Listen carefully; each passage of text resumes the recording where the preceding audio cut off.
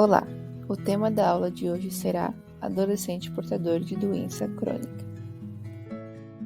A adolescência é um momento vital para o desenvolvimento da autoestima e da autoconfiança, marcada por intensas transformações físicas, psíquicas e sociais.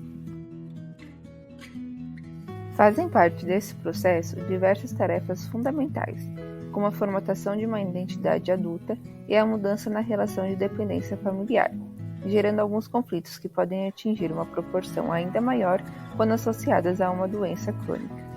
A doença crônica traz, para o dia a dia do jovem, a restrição, a limitação, a dependência de terceiros, de medicamentos ou de dietas, e a proximidade da morte.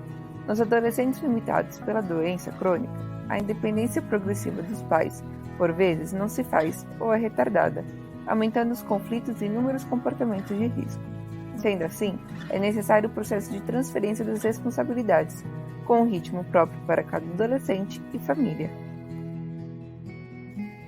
Durante a puberdade, a imagem corporal é muito importante para eles se sentirem desejados, atraentes e normais.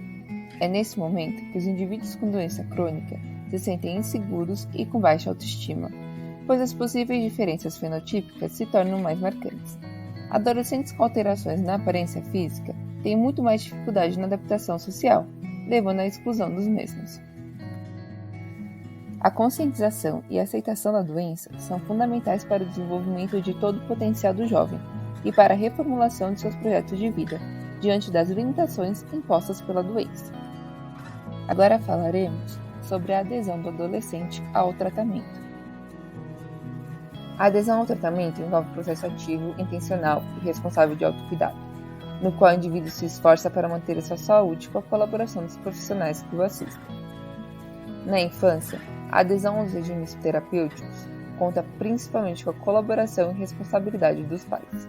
Na adolescência, o objetivo é se transferir para o jovem a responsabilidade pelo tratamento e pelo cuidado, integrando, dentro das possibilidades, os regimes terapêuticos com as necessidades especiais.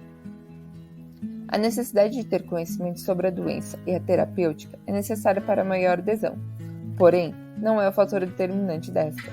A sensação de que as drogas são desnecessárias, o esquecimento e o medo dos efeitos colaterais são algumas das razões para a não adesão ao tratamento. Deve-se ficar claro para pacientes e os responsáveis que é necessária uma transferência gradual de responsabilidades da família para o adolescente, quanto às medicações e os cuidados exigidos. Sendo assim, é fundamental que o indivíduo estabeleça uma relação de confiança com os profissionais que o atendem, percebendo-os não apenas como preocupados com a doença e com a eficácia da terapêutica utilizada, mas realmente implicados com as necessidades, ansiedades, projetos, sonhos e medos do adolescente portador da doença crônica. Agora falaremos sobre a sexualidade e a doença crônica.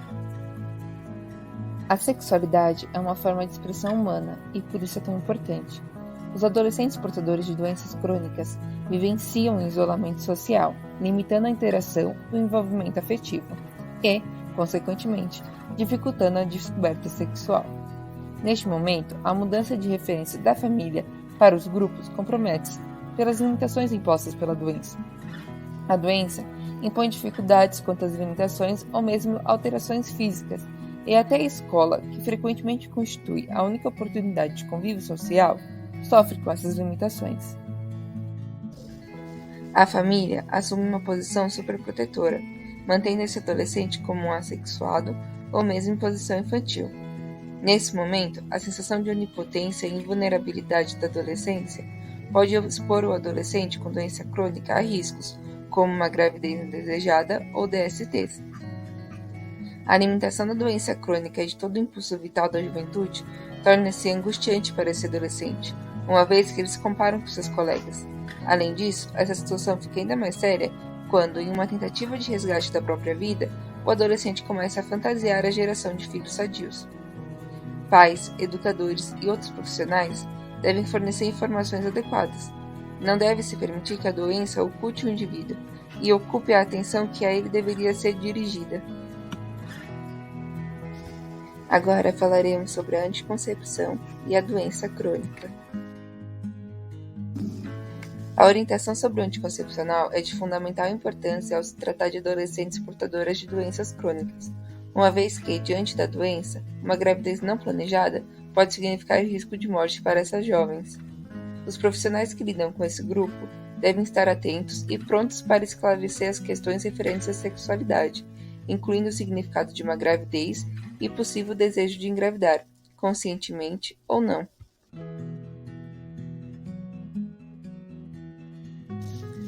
Na orientação do anticoncepcional, devem ser considerados fatores como efeitos adversos dos métodos e a consequência de uma possível gravidez na evolução da doença, efeitos teratogênicos das medicações e a interação com o contraceptivo, caráter hereditário da doença, a postura do adolescente diante da sua sexualidade, o desejo consciente ou inconsciente de gravidez, presença e participação do parceiro, existência de rede familiar e ou social de apoio para a questão da anticoncepção. Para um tratamento efetivo, é essencial abrir um espaço para que seja discutida a vida sexual do adolescente, seus medos e dificuldades, de forma confidencial e com privacidade.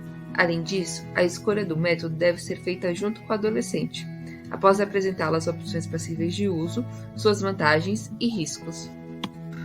Os critérios de elegibilidade para o uso de contraceptivos têm como objetivo prover o profissional com informações que lhe permitam pesar os riscos de uma gravidez contra os riscos do contraceptivo.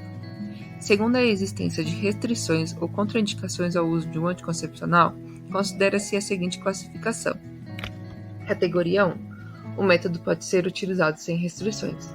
Categoria 2. O método pode ser usado. As vantagens superam os riscos, possíveis ou comprovados, sendo necessário, se a paciente optar por este, um acompanhamento mais rigoroso. Categoria 3. O método não deve ser utilizado. Os riscos superam seus benefícios. Categoria 4. O método não pode ser usado, pois apresenta risco inaceitável.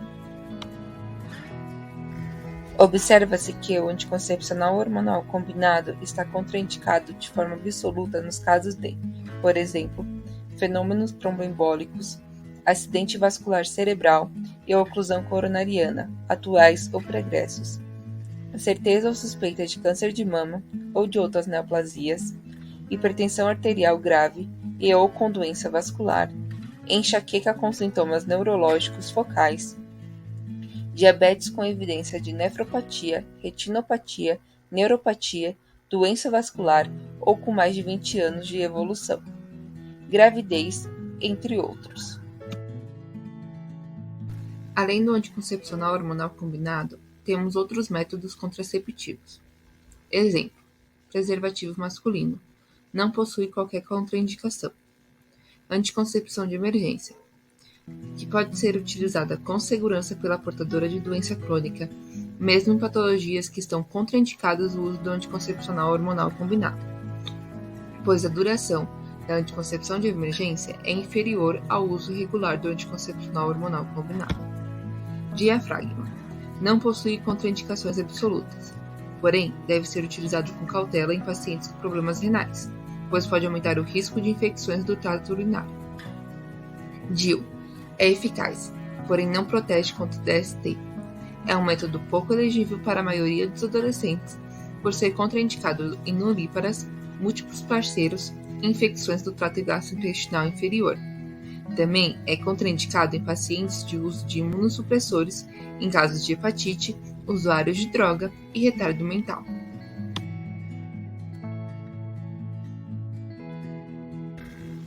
Além disso, ao se receitar um contraceptivo para um adolescente portador de doença crônica, deve-se pensar na interação medicamentosa dos mesmos.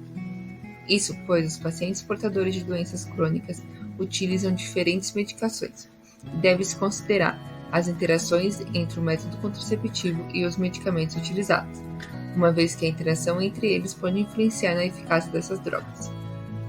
Exemplos de fármacos que diminuem a eficácia do anticoncepcional hormonal combinado: rifampicina, anticonvulsivantes, griselfulvina, fitoterápicos à base da erva de São João. O primeiro sinal de tal interação pode ser o sangramento irregular. Fármacos que têm seus efeitos alterados pelo anticoncepcional hormonal combinado: antidepressivos tricíclicos, beta-bloqueadores, benzodiazepínicos, corticosteroides. É importante lembrar que o conhecimento sobre anticoncepção em mulheres com doenças crônicas encontra-se em constante formação.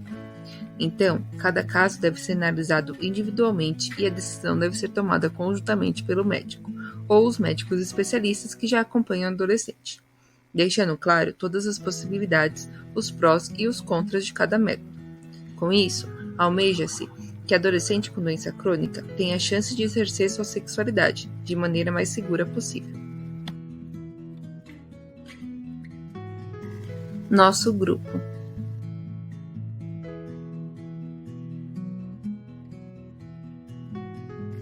Obrigada.